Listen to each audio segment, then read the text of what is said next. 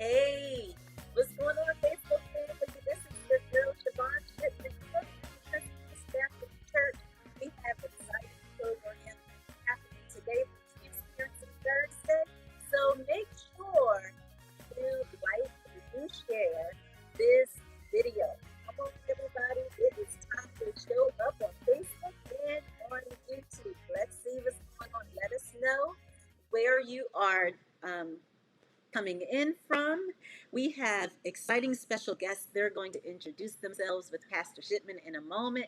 But I want to make sure that you guys are in the house. Come on, family. Let's join in. It is time for Transparency Thursday. I see that we have some viewers on. Come on and let me know who you are and where you're listening from. And make sure you like and share this video. I'm doing that right now as we speak. We have some folks on here. Hello, everybody. Comment so I can say hi to you. I want to greet you tonight.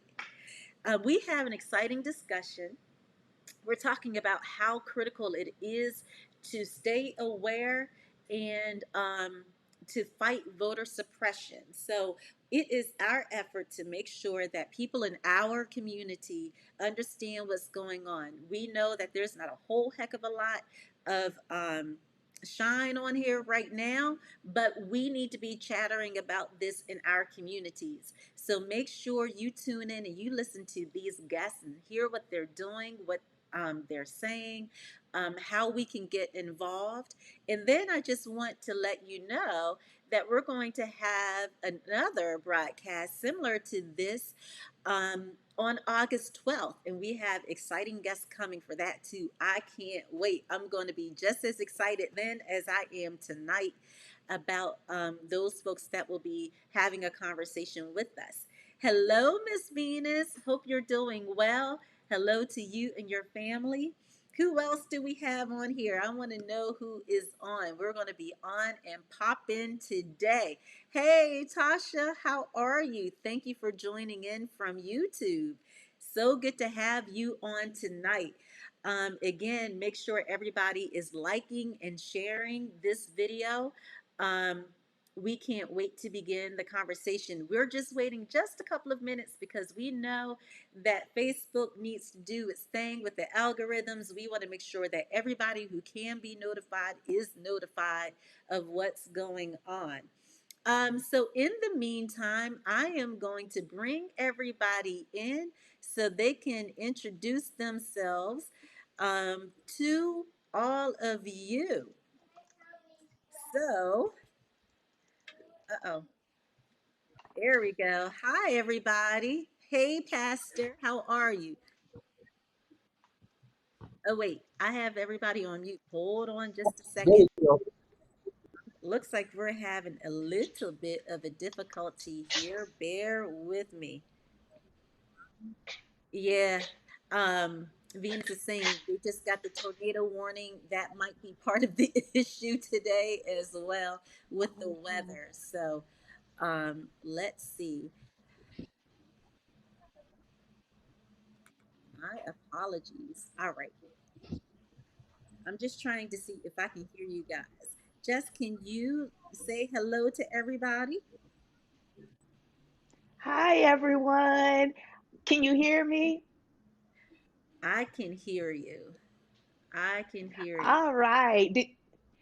Did you want us to go ahead and introduce ourselves, or did you just want to do a mic check? I just wanted to do a mic check.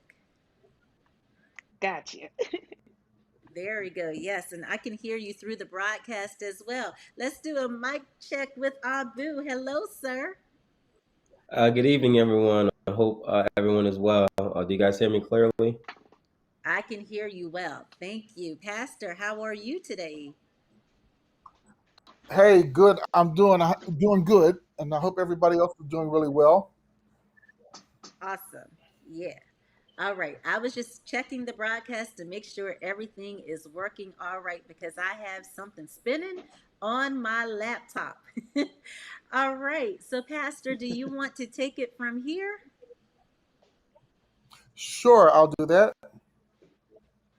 Let me say welcome to everybody for coming and sharing with us on tonight's Transparency Thursday. I am in the home of a friend who had surgery, so I'm helping taking care of him this week. So bear with me because I'm trying to make sure that he stays on and capable of watching on YouTube. Now, my picture is not coming up very clearly on YouTube. That's not that it has to, because he can see me, but just so that you know, as a technician, Siobhan. Yeah. Um, but glad to have Jess and Abu on again to share on this really important topic. Um, I, you know, I think I don't know that we are being aggressive enough as a church community um, um, with respect to getting the information out and developing an understanding within the communities where we serve about the impact of voter suppression upon us and what will be the long-term effects on it of it in our community. So tonight, this is not going to be a mere question and answer session, but it's going to be an opportunity for these folks who are on the front line serving us large in a lot of ways in our stead, serving us, and we're going to depend on them to educate us a little more on the issues facing us with the onslaught of this whole voter suppression movement and the tactics that are being used in Philadelphia, in Pennsylvania in general,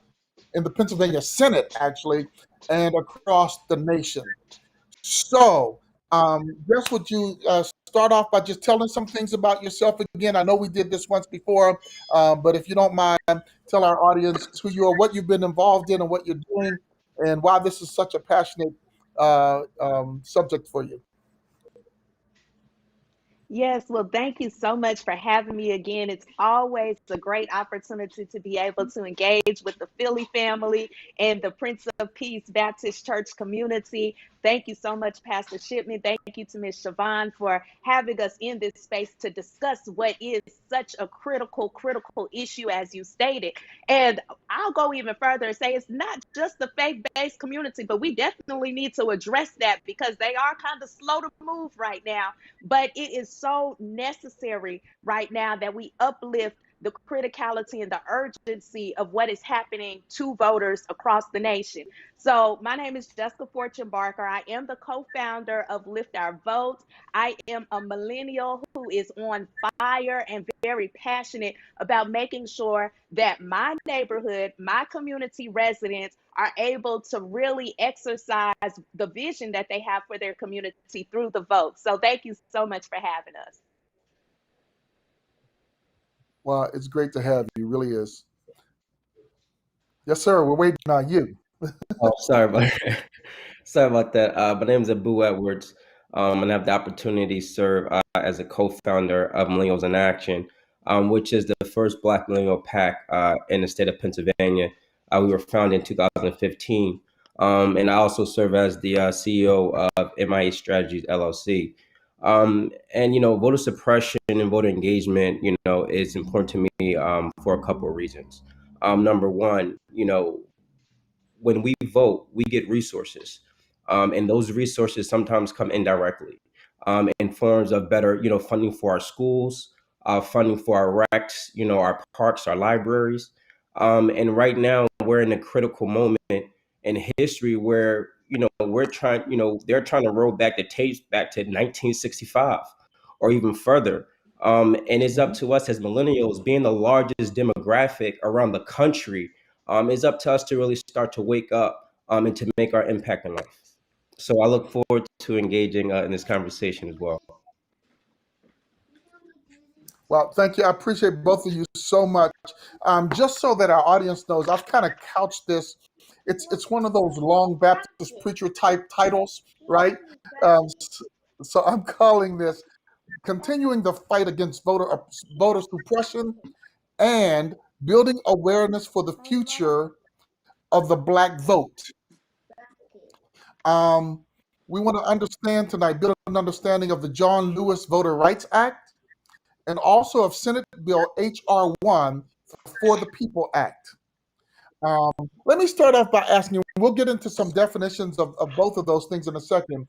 But do we have any idea of the number of Black voters and potential Black voters um, who understand the what and the why and the results of voter suppression? Uh, and do you think that's important? If it would be helpful to you guys, I can share my screen with you, and you can see the questions that are coming and what I'm reading exactly to you. Would that be helpful? I'm good either way. Whatever's most comfortable for you. Okay. Okay. All right. I'm good too with it. Um, okay. So let me repeat that. Do we have any idea of the number of Black voters and potential Black voters who understand the what, the why, and the results of voter suppression? And do you think it's important? Well, I mean, I I'll think jump Either one in of you can add. specifically. Oh, go ahead. no, you're good, good. Oh, I was going to say specifically African American voters. I don't have that number right in front of me. However, I do know that there are 51 million unregistered voters across the nation, across the United States. And right now, like, we need every one of those people to register. But then not only do we need them to register, we need them to actually exercise their right on election day by going to the polls. And for the states that have early voting or mail in voting, we need them to actually exercise that right to vote. So, with 51 million unregistered voters, and of that 51 million, 17 million are what we call homecomers, which are formerly incarcerated persons who have been suppressed and probably don't even know that they have the right to vote. So those are the pockets of people. And when you look at 51 million, that's numbers that can really change the trajectory of an election. So it is very urgent because, like you stated, we're pushing hard. My organization, in collaboration with many other organizations, we are pushing to see the John Lewis Voting Rights Advancement Act reintroduced into Congress. We are pushing to see the For the People Act go ahead and be pushed and passed through Senate. And so we know that those two measures right there will begin to do what I call protect the vote. Because right now, with the suppression that we're seeing roll out across the nation, with over 40 states rolling out repressive legislative measures state by state, where people can't give out water, where people no longer have drop boxes and access to drop boxes in the next election. Like me in the state of Alabama, we've never even had access to drop boxes, but now the absentee ballot that we considered mail-in is going back to the traditional absentee, where you have to have two Mhm. signatures, and you have to make sure that it's so much going on right now, and I think that a lot of people are asleep. And I say that nothing comes to sleepers except for dreams. We got to get up, wake up, and we have to put in some work, because they are trying not only to suppress the Black vote, they're trying to suppress every vote. So it doesn't even matter if you're Black or white. Right now, the marginalized communities are those in the lower socioeconomic side of the ladder. It's those people who don't have access to. I'm sorry, my son is running around trying to get snacks. But people who don't have access to transportation, these are the pockets of people that are most often marginalized and being hindered from being able to vote. So it is critical that we raise awareness to these groups of people, but it's also critical that we take them a step further beyond just registering them, and make sure that we follow back up with these people to make sure they actually get to the polls and vote. Gotcha. Mm-hmm. Abu, did you have a comment that you wanted to make on that? I mean, I think she's absolutely right. She hit every point. I think, we narrowed down in Philadelphia, with population of 1.5 million. I think we have I believe it's 1.1 million eligible voters in the city of Philadelphia alone. But yet we don't never reach that percentage of like 65 to 70% of folks actually voting, in every 6 months in every election. And as I continue to tell people all the time, um, when we look at the factor of engagement, we also have to pay attention to the lack of engagement with Black men, and how to build around that electorate, and hopefully build that electorate to become a super electorate, like, the, black women voting. I think, that's one of the most important pieces that I think that we overlook throughout our democratic strategies, throughout all of our strategies when we talk about voter engagement. We have to start investing in the black male electorate, throughout our cities, throughout our country, if we really want to, see effective change. Just like the sister said too, folks are asleep a little bit because a lot of millennials, especially folks who are living in urban communities who are, you know, packed in with so many different things going on every single day, and trying to work and put food on their tables, that they're missing, the election day, or it's not that important, or they're not following legislation, which, in terms helps them, in the long term. How many black families benefited for extra food stamps, every month? How many black families benefited for getting, a check? And this is something that, we have to be able to connect the dots. And as I said before, if we're going to continue to build black politics and black power, we have to start putting civic engagement back into our classrooms. And we really have to start educating young people at an early age, especially black and brown people, on why it's important. You know what I'm saying? We have to start taking our young people to those on election day, to the polls, and showing them why, it's important to vote. It starts with a behavior. And once we start to translate that behavior to the younger generation, then over the years, we'll see the trajectory of the black vote start to increase, and then we'll start to see the demands of the black vote be taken a little bit more seriously. Okay. Look, I'm going to tail in on something that you said about behavior.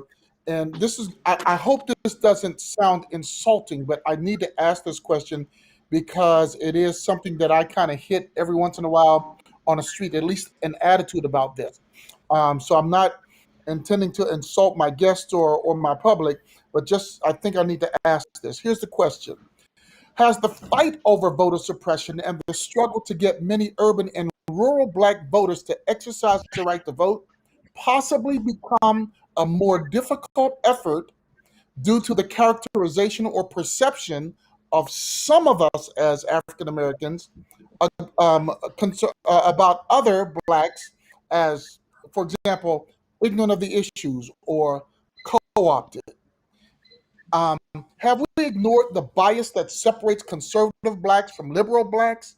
If so, what's the bridge that needed that we need to? What is the bridge that's needed in order to motivate all of us and bring us together on the issues which are critical to our survival in American democracy? Or is the only answer that we must simply be in agreement with on all the varied problems and all the positions of the social issues that we face as Americans? Now, that's a lot, but the backdrop, just to explain, the backdrop comes from people saying, well, nobody really cares about us down here.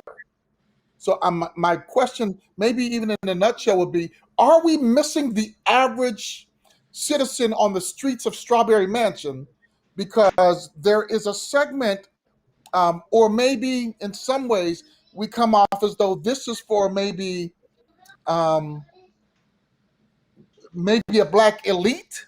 This is their issue to take charge of and run with, rather than kind of pulling in the entire populace. Am I making any sense whatsoever? I mean, Absolutely. And I think a part of, go ahead, Abu. no, I'm sorry. I apologize. No, I think we keep speaking up at the same time and it's a slight lag. So no worries. I think a part of your question also contained what I would say is a part of the answer or solution is issue focused. If we can focus Mhm. on the issues and get away so much from the partisanship, because what I am starting to notice with millennials and the Gen Z generation that is coming up behind us, we don't really care about red and blue. We really are more so focused on what is best for my family, family, what is best for my pocket, what is best for my community, what is best when I walk out of my front door, how are the roads looking, how is my job, my paycheck when I go to work, am I getting fair and equal pay, do I have to worry about my husband getting gunned down if he gets stopped by law enforcement? I think that because we are keeping the issues at center focus, and when we take to the streets to protest, and when we take to the streets and hold these rallies and these different engagement events, it's not about Democrat and Republican at all. It's more so about, this is what's wrong in my community. This is what I want to see for my community, and how can we get there? And I think that when more people start signing on, especially more of our elders, I think there's a big disconnect between our elder generation and the current and next generation.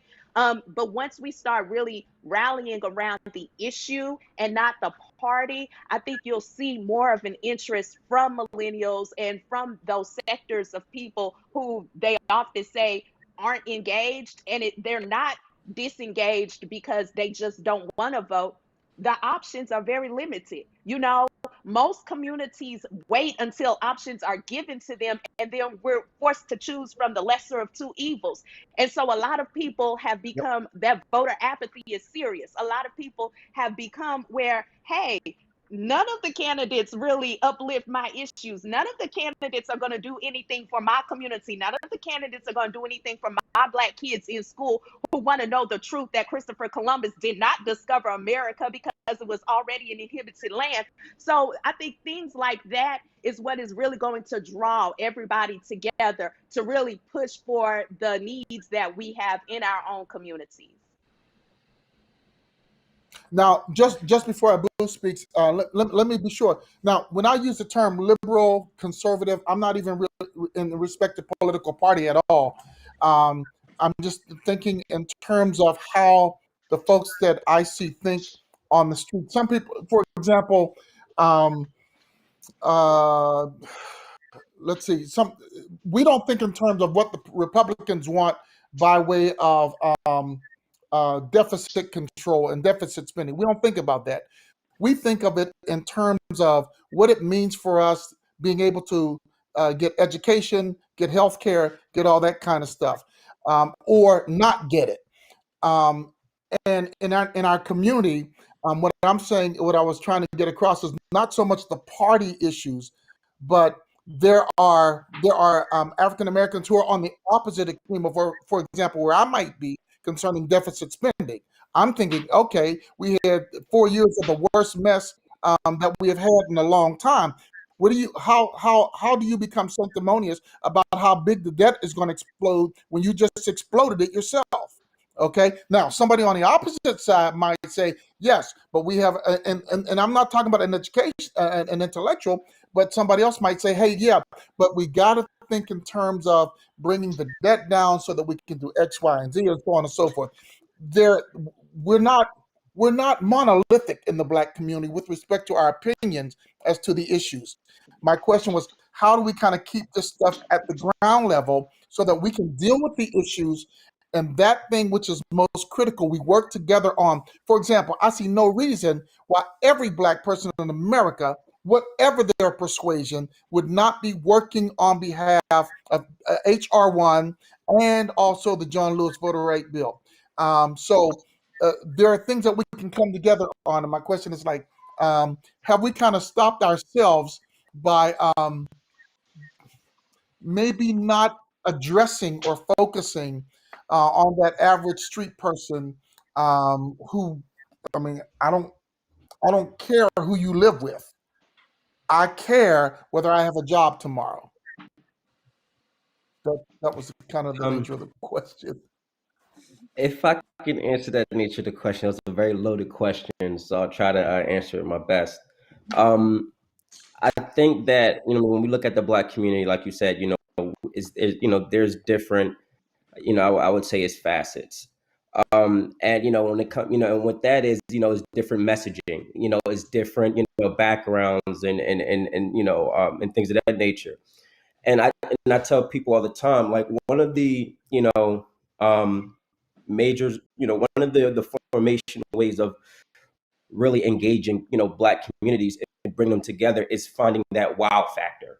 And two political philosophers like in the 1800s, did research on that. And when you look at, in 2008 and 2012, Black people found that wow factor, right? They felt hope. What we've seen across the country where voter, increase, young people came out to vote, millennials came out to vote. And as that, kind of dipped down a little bit, with the Trump administrations, we still can't ignore the fact of, young people and Black people stepping up in local municipalities and counties, especially when, DA races or judges races based on Black Lives Matter movement, right? Because they found that wow factor where their life actually matters. And, they took that wow factor and they marched. They took that wow factor and, they went out and tore up properties, right? But we have to come to the conclusion where if we see in a generation, and they felt that wow factor, how do we engage that wow factor in that marching movement, and then taking that marching to the polls? And I think that we have to, if we're really going to take and really connect with the national movement of Black Lives Matter and really connect with this millennial Black movement of really not waiting for anything and kind of moving because, this is what we believe that our community needs, then we have to balance and feed into that wow factor of right now. And I may not be answering the question, but I've also learned too, during the civil rights movement, when we look over history, our civil rights leaders are changing.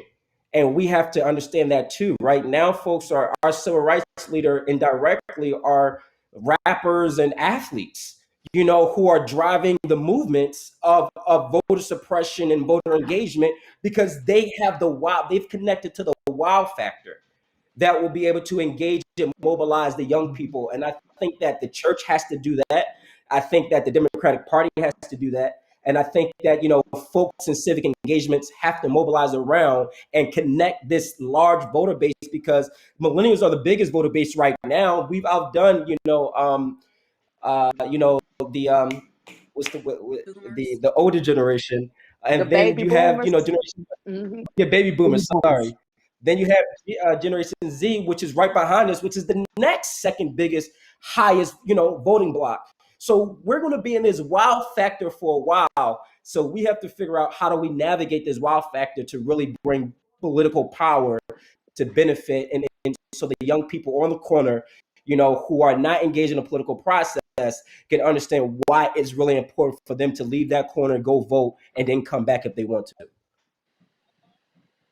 Hmm. Cool. May Great. I Thank you piggyback for off letting of me what agitate you Abu both. just said? Mhm. Thank you. No, you're fine. I wanted to piggyback because he raised some very valid points, especially about that wow factor. And organizing is going to have to start to look different because, as Abu said, that wow factor with the millennials is trickling down to Generation Z. And if you really study our generations, we are what they now call the microwave generation as millennials because we're used to everything being instant, so you have to move a little bit different when it comes to organizing in our own community. But then if you go even further, and like he said, the next largest voting block is up and coming, which is the Generation Z. You have to look at what draws their interest, which right now is TikTok. They're even more instant than the millennials. I mean, you give us a good 3-minute Facebook video and you can keep our attention. But now you have Gen Z, they need 30 to 60 seconds. So you got to get that message in and out quick. So I think that a lot of organizers, this is the truth. I think that a lot of organizers have to start taking that into account. And I think that oftentimes when it comes to the church and the faith community, that is where the mark is being missed because a lot of ministers, and I'm not speaking about Prince of Peace Baptist Church because Pastor Shipman is doing an excellent job by having panels like this.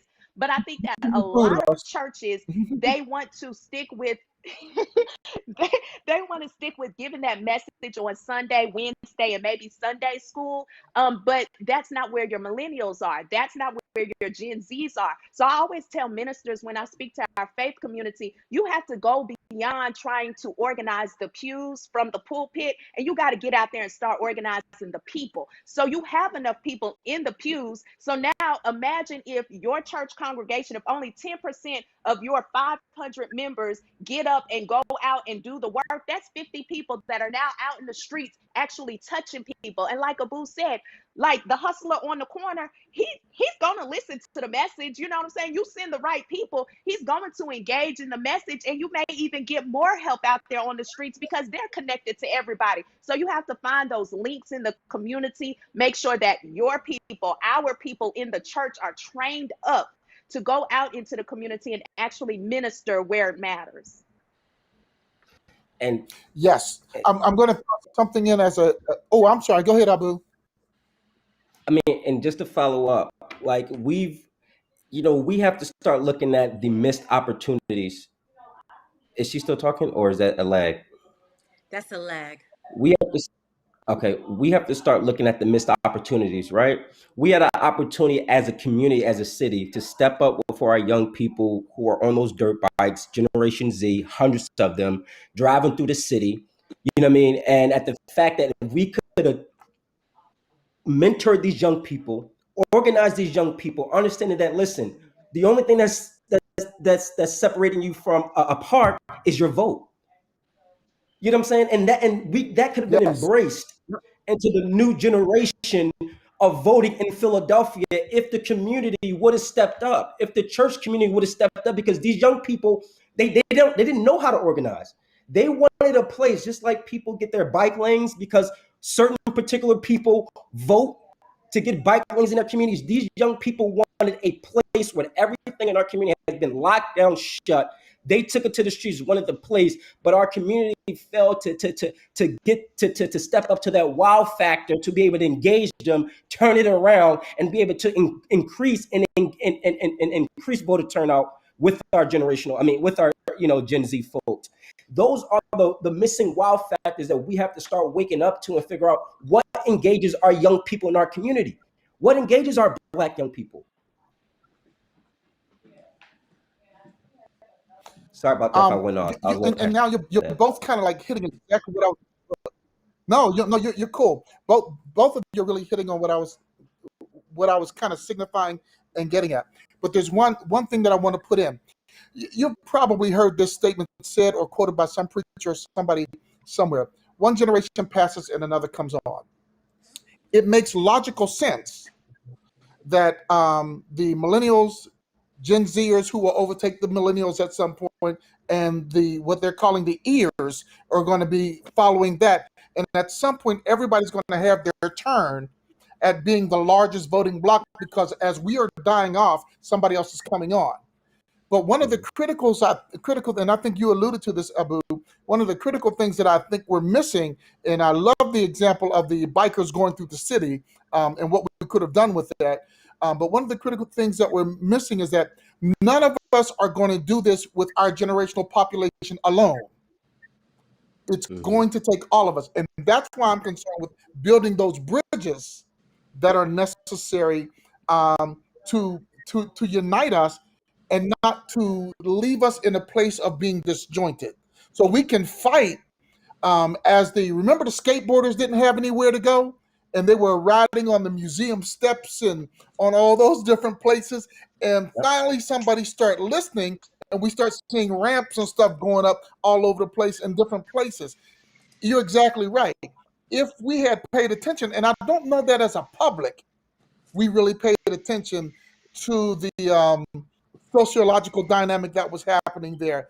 But if we had been, we might have been able to meet that challenge as a united race of people, rather than having the millennials or the Zers or the upcoming ears only concerned with that. I think that we're in a place where we really do need each other. To lose each other is to kind of create an unnecessary divide. To educate each other is extremely important, which is why I'm glad that you're here tonight, because I thought that, look, you guys are out there, you're doing this. You know the things to say to kind of pull us in. We actually even still need to explore in Philadelphia, Jess. We still need to explore the idea of what to do with those bikers who are all over the place, right? So that's not over, and the fact that you raise that means that there's something that we probably need to start engaging in a conversation right where we are.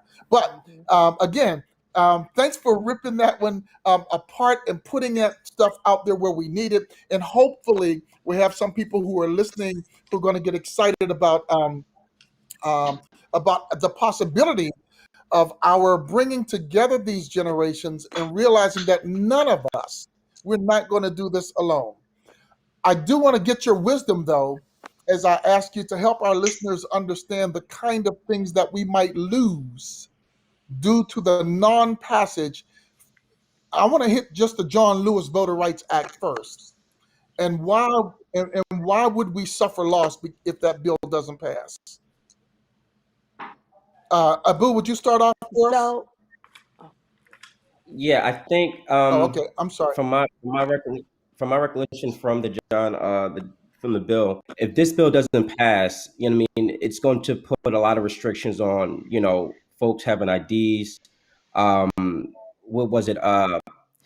Not having enough time for county offices to send you information based on voting by mail, not having being able to have drop off mailboxes in different cities, and it's a host of complicated things that is literally restricting the right to vote for every person, and it's literally going back to the phases of the Constitution, and how when we were talking about voting rights and how voting rights was established when this foundation was established, and I think right now, um, we have to put a lot of pressure. We have a very important Senate race that's coming up in Pennsylvania next year that can influence that bill. I know that there's a lot of other bills that that's passing through the United States Senate, and even to narrow it down to Pennsylvania, I know that there's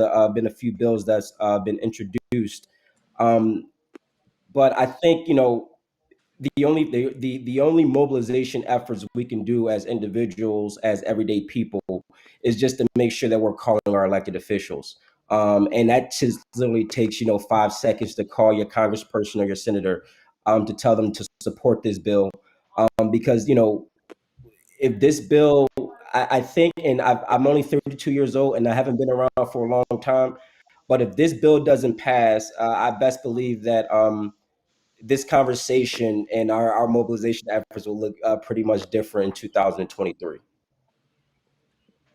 Yeah, absolutely. I agree. Jess? very true. So the John Lewis Voter Rights Advancement Act, like that's my baby. Like I have studied that thing. I'm still studying it. But the John Lewis Voting Rights Advancement Act, I always try to explain to our people what it is, because in communities of color, we often don't even understand the bills and the legislative measures that are being decided on our behalf. And I think that that is part fault of our elected officials for not being as engaged in the community once they get into office as they should be. But I defer because I'm going to digress on that. So I'm going to get back to the question. But the John Lewis Voting Rights Advancement Act is what I call the Protection Act. So what that will do Mhm. is cover the preclearances of the Voting Rights Act of 1965, the Shelby County versus Holder decision that was decided in 2013, right from my very own home state of Alabama. That case went all the way up to the U.S. Supreme Court. And what that did was stripped sections 4 and 5, parts of sections 4 and 5 of the of the Voting Rights Act of 1965. What the John Lewis Voting Rights Act would do Mhm. is put parameters back into place that would go back to support those provisions that were stripped away from that Voting Rights Act. So those provisions were provisions that were set up to cover districts jurisdictions that historically have a record of high voter suppression, which Alabama is one of those states. Most of the states in the South fall under those protections. So, like Abu said earlier, what you're now seeing happening across the nation is the results of that Shelby Holder decision that stripped those preclearances of the Voting Rights Act of 65, where now they can shut down DMV offices where you can go and get your license to have a valid ID to vote. They can change your polling location or close your polling location without giving any notification to the community, which that is a form of suppression, because what happens on election day when you go to your poll that you've always voted at and it's closed? Most people turn around and go home. They don't even realize that that is suppression. So it is things like that that the John Lewis Voting Rights Advancement Act would put into place to make sure that our voters across the nation have fair access to the ballot box. So it is, guys, everybody listening, it is so critical that when we put these calls out there for you to call your senators and we provide that 202 number for you to call into your senator, it's critical that you just make that quick call. It takes like 15 seconds. It routes you to your local senator, and all you say is, hey, I want the John Lewis Voting Rights Advancement Act, because then it goes down on record. And the more people they have pushing for it, your elected officials must pay attention. Whether they actually pass it or not, you at least got them to pay attention. And that's the first step in trying to push for these measures. And that's why the work that Abu and myself and Siobhan and Pastor Shipman, the work that we all do is so necessary, because when we say mobilize, and a lot of people don't even know what mobilization is, but when we say mobilize, that means we're calling on our community to be our back, to back us up and say, hey, they're right, we need this, and we need it in numbers. So that's my whole spiel on the John Lewis Voting Rights Advancement Act. It will protect the vote. The For the People Act will give access to the vote. It'll make it easier for people to get to the ballot box and actually exercise their vote. So we really need both. We don't need them all put together as one bill, because the jargon and legalese gets lost in that. We need them separate, and we need both of them. And we demand for our congressional representatives and our senatorial leadership to do that right now. Pass those bills.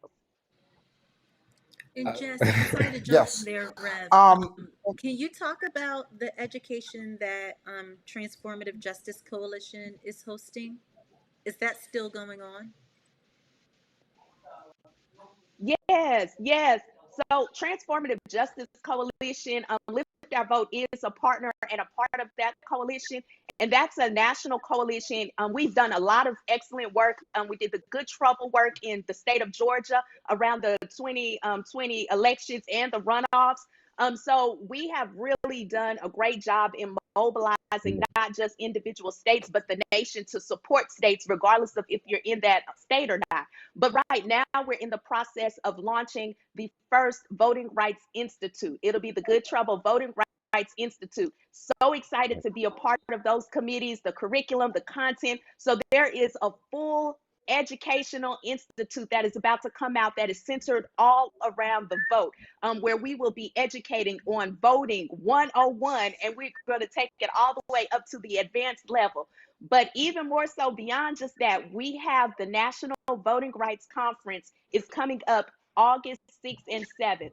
August 6th is significant in the work that we do, because that is the 56th anniversary of the signing of the Voting Rights Act by President Lyndon B. Johnson. So on that date, we are convening in Washington, D.C. at the Thurgood Marshall Trust Center. And we are going to have a 2-day conference with high-level experts, high-level activists and advocates, just sharing and strategizing on how we can continue to remain mobilized and spread the work throughout all of these states, in making sure that we're not only protecting voters' rights, but that we're also educating, engaging, and empowering our residents to actually get out and vote. Thank you. okay. Wow. Anything else, Yvonne? No, but I'll make sure. Jess shared that flyer with me last night. I'll make sure that that gets posted to our Facebook page. Okay. Can I push you guys to Thank a you. bit of a micro level for just a minute? Jess and Abu. I want to ask the question just for maybe the average senior or maybe a young person who does not have or who may be affected by losing health care because of what happens with or without these bills. What changes could be made to health care and or our Social Security benefits due to the loss of voter access and the difficulties imposed by voter suppression? Could you give us examples of what changes could be made to healthcare and or our Social Security benefits due to the loss of voter access and the difficulties imposed by voter suppression? Abu, you want to I take mean, Jess, that? that's a you hard. want to take that one? I mean, that's a hard question. A few things, I pay for health insurance, so I listen. I wish, um, but I mean, we've seen when I was in college, when I went to graduate of Wilberforce University, the first Black historically private institution of higher education, um, and That's spoken like a real when Wilberforce man. I'm telling you, I hear that all the I time. so when I graduated, from college, as every young person, we get out there in the real world. And one of the things that, our votes helped us get, as being the first time voting for President Barack Obama, is for us to be able to stay on our parents' health insurance until we were 26 years old. And that is major because prior to Obama getting in office, you couldn't stay on your parents' health insurance until you were 26. I think it was like 18, and then you were like on your own. And that saved a lot because if we all know that health insurance is very expensive. It's I it's just very expensive, and I think that a lot of young people as we're getting older, we're starting to understand the importance of health, especially if we haven't been woken up before. We've been woken up, during the COVID, where some of our grandparents and our aunts and our uncles and our dads who've had conditions, gotten sick, and passed away, without even preparing, for it or just happening, and that woke a lot of young people up. We say that young people are not, interested in getting vaccinated, but I think like I said, is all about the approach. But if we could, that's the kind of connection I have when it comes to voting and the importance of why we should vote in healthcare. When it comes to what did you say? When it comes to Social Security, there's always been a laughing rumor. I'm 32 years old that Social Security won't be around when I get older. And I don't know if that's a good thing or a bad thing. I'm thinking it's a bad thing, because you work, all your life.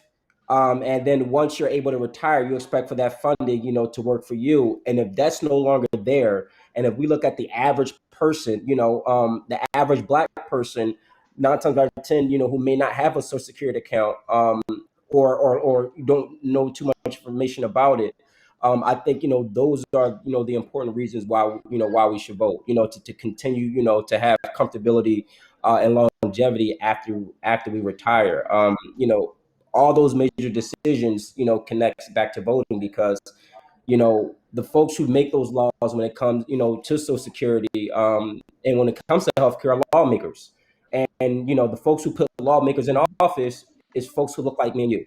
And our Yep. vote helps put good people in office to create good legislation to benefit our communities. And when we don't vote, and we decide to put the wrong person in office, the implications of not having health care, stripping away education, stripping away Social Security is benefits that we deal with when we don't come out to vote and our voices are not heard.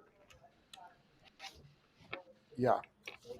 Wow. Wow. Wow. Wow. Yeah. And Definitely. not to mention, the Social Security Administration also handles a number of individuals who have either physical or or birth defects in some ways. What happens to them if we don't vote for people who are sympathetic? At least to the fact that you have no control over some things that happen to you. You know, so that's why I wanted to kind of get at a micro level because when we think about voting overall, it's major that we have to do that, but it also is important that we take and think about, okay, like, what's going to happen in my neighborhood if the people that I vote in can be their offices can be overturned by a legislature that says, "Oh no, we don't want them in. We want this because they don't believe in in aiding um, in community policing. So they want to get rid of anybody who favors that at any level. So at the street level, so to speak, we're looking for some input as to, okay, if we don't get this bill, if we don't wake up, if our folks don't wake up, then we stand to lose a whole lot more than what we ever really realize. Because it is healthcare, it is security in your neighborhood. It is continued access for job opportunities, for running maybe even major corporations. Some places are being benevolent now because they have to be.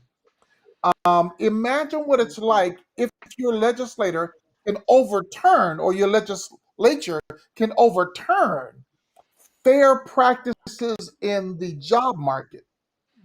Imagine what that's going to be like once they start wielding that power. And for these reasons, we're saying that our people need to be educated and understand the issues of voter suppression, resist them, join the resistance, and be out there, speaking not just yes, with placards, with whatever else you want, but sometimes we all need to get 10 people on board listening to us. We need to get 20, 25 folks, um, that we might see during a particular period of time, and talk to them seriously about, listen, do you understand that what you enjoy now might not be if there are individuals who can overturn local and state and federal elections? Those are the kind of things that kind of jab me in the heart when I think about this whole voter suppression thing. I mean, Rev, Can I I think weigh in on you, that, Pastor? yep. Absolutely, absolutely. Which one wants to go I first? was gonna say so. Oh, I was going to say, in regards to your question about healthcare for seniors, in the state of Alabama, there are 300,000 Alabamians who are without adequate healthcare coverage. They don't have health insurance. And so, right now, what we have been seeing in a pandemic, in the middle of a healthcare crisis, there are a lot of people who will not even go to the doctor because they haven't been able to go to the doctor. They can't go to the doctor without absorbing an astronomical bill. So, we know that representation matters.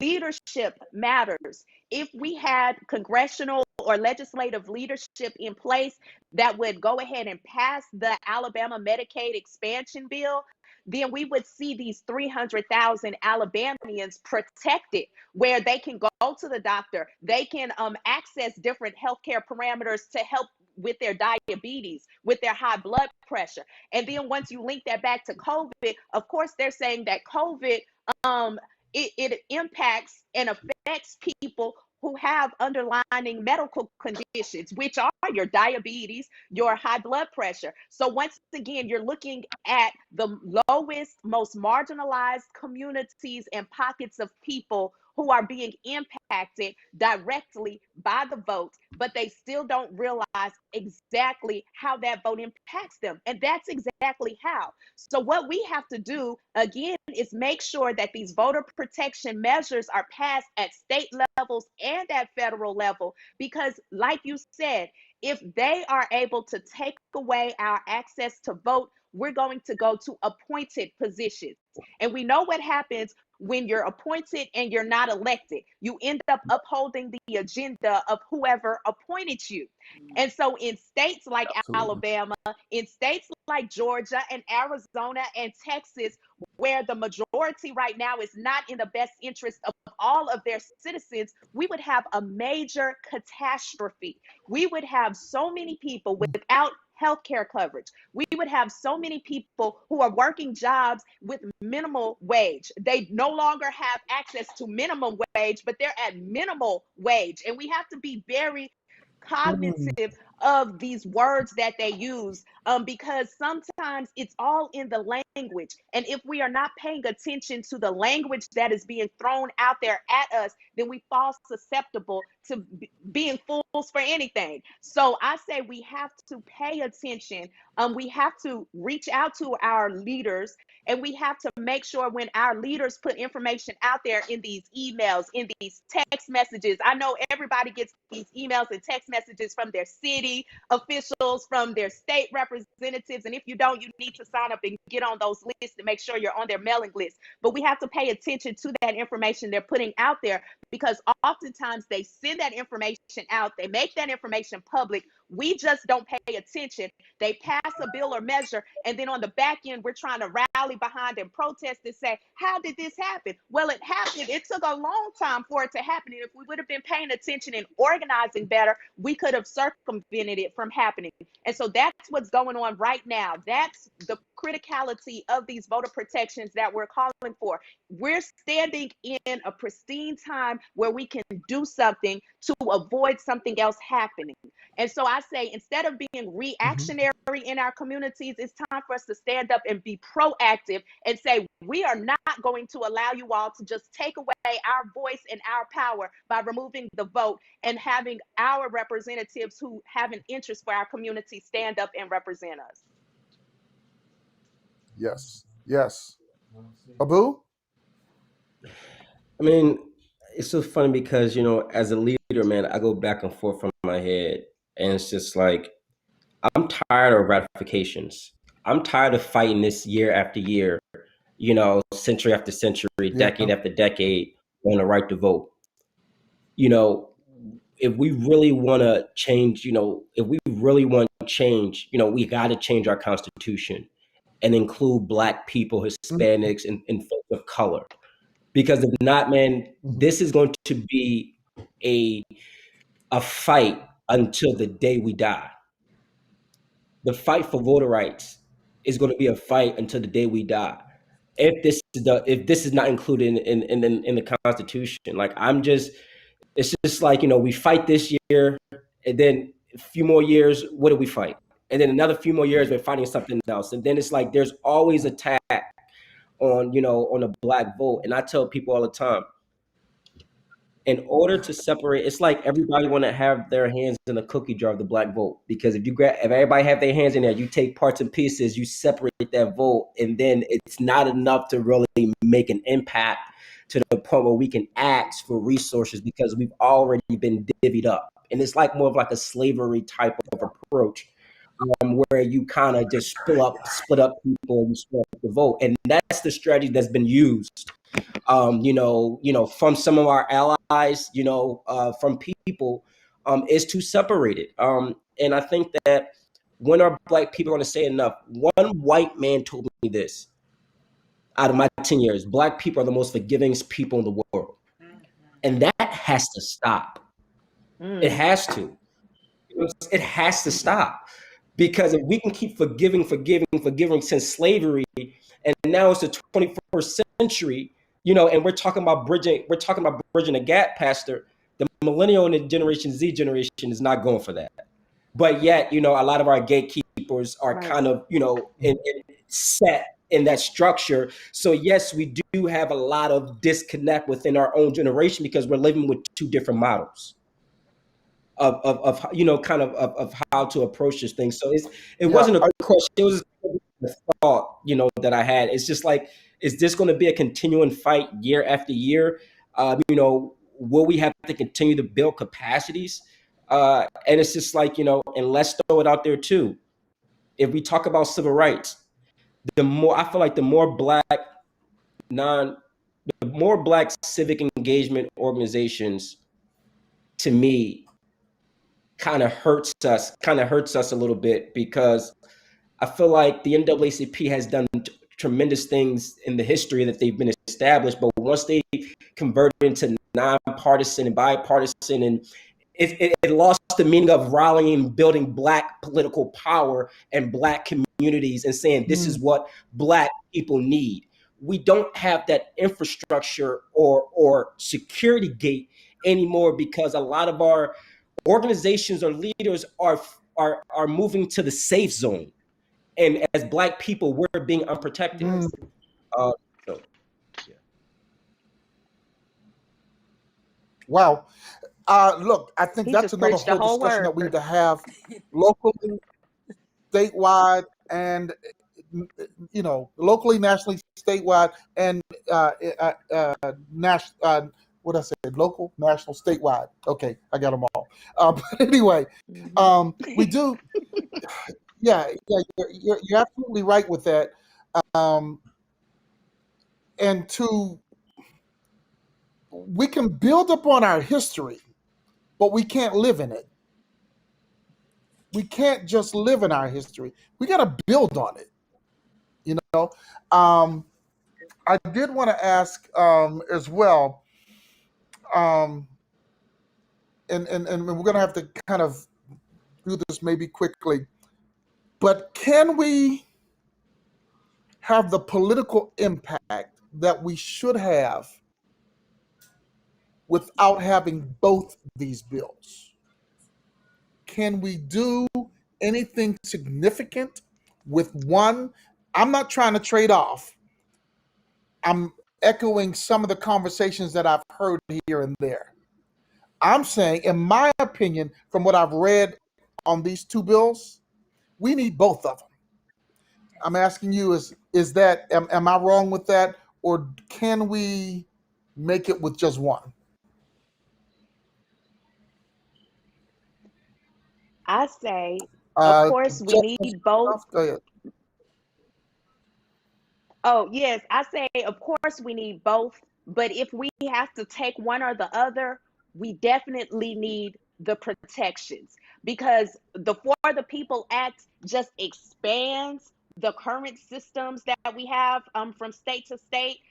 There's even language in the For the People Act that says that there may need to be like a national benchmark where the states can't necessarily just pick and choose, at state level what's going on. But if we absolutely have to pick, we need that John Lewis Voting Rights Advancement Act. And we need that so that the history of suppression can start to come to an end. And that's the first step towards recovery. Because once we can stop seeing those rollbacks and stop seeing those barriers to the ballot box, and we can get people into those ballot boxes to vote, then I think that that's when we will start seeing the changes that we want to see in our communities. So I absolutely say that John Lewis Voting Rights Advancement Act is very important to put those parameters and those measures back in place to protect the vote.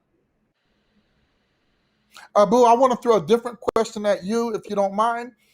Um, I've really been struggling with a bit of aggravation and agitation with respect to what our current administration in the White House has chosen to do. I thought that if we needed a win on something, that infrastructure was secondary to voter rights. Tell me what you think. Could you say that question one more time, Pastor? I was a bit aggravated with the adoption by the Biden administration of taking infrastructure and making it more important than voter rights. And I was asking what was your feeling concerning that? I felt that we should have gone hard after the John Lewis bill. And I know that we need infrastructure, but if we don't have voting rights in our future, infrastructure is only going to be what transports us to where somebody else wants to take us. Mm. I mean, yes.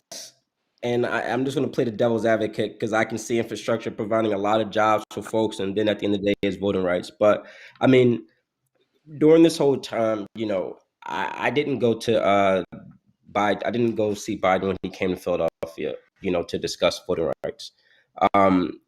And I'll be honest, I'm a little shocked how not aggressive that the administration is when it comes to voting rights, and how that, you know, they're speaking, but there's no action actually being done. Um, and you can tell an elected official by by the legislative priorities. And I just don't know what to think. I'm right now. I'm kind of a little upset. I'm a little upset that the black, I feel like the Congressional Black Caucus can do a little bit more and to push the needle, to secure this. I'm upset that, voting rights restrictions are, legislations are popping up in over 40 states, what the Democrats are doing. I mean, it's a hard, it's very hard. It's hard to answer, because I don't know the background. And, we can say that, voting rights is very, very more important than land, infrastructure. But I mean, I don't know the infrastructure. I mean, I kind of just know the condition of, voting rights and how Black people have been suffering since this, since the infrastructure had been given. But it's, I'm hoping that it doesn't matter which way we go, if we adapt it, if we don't adapt it. I'm just praying and hoping that the president uses his executive orders and use the power of the office, to make sure that Black people and voting rights is fair all across this country. Like, that's the only thing I can play for. Other than that, right now, they're playing politics, getting the votes, making deals, as politicians do, and some of those, deals possibly was infrastructure deals, possibly was funding. And that's something that, when we talk about voting rights, we don't like to talk about it, but there's politics around voting rights. And, we got to play politics. So I don't know if I answered your question or not, but I just, I'm just looking for the administration without, I think they're doing a good job, but I just feel like Black people securing this election are the first priority on the presidential agenda. It should have been securing the rights for Black and brown folks. Exactly. That's exactly right. That's kind of where I was going. Thank you for that. And you did answer. You kind of gave me a little bit more than I was looking for, but that was good. Jess, you want to take a crack at that? Listen, right now, like Abu said, like you're saying, voting rights is critical. And if the current administration doesn't get it right, we vote again, so they have to keep that in mind. It's what do the people want?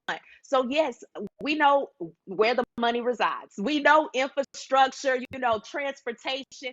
Our good dear Congressman John Lewis, that was one of his specialties, when in 1965, when he was moving and pushing for legislation. His whole thing was transportation and infrastructure, and then he kind of tied that into the vote. So yeah, they're focusing a lot on infrastructure now, but I think that the administration has enough people around them. And like he said, they have enough power and authority to make sure that their voters' voices remain focal. And I don't think that they are doing the best job at doing that. However, that's where we the people stand in. And I think that we the people are giving it to them right now. And I think our administration is starting to pay more attention. Like you just had Melanie Campbell and Latasha Brown and Tamika Mallory and Attorney Barbara Arnwine and all these Black women just sat down with Vice President Kamala Harris about voting specifically. And so now it's going to be interesting to see what came of that conversation. Did you all, Vice President, just call them in to sit them down for optics and a good camera shot? Or are you all really about to move the needle?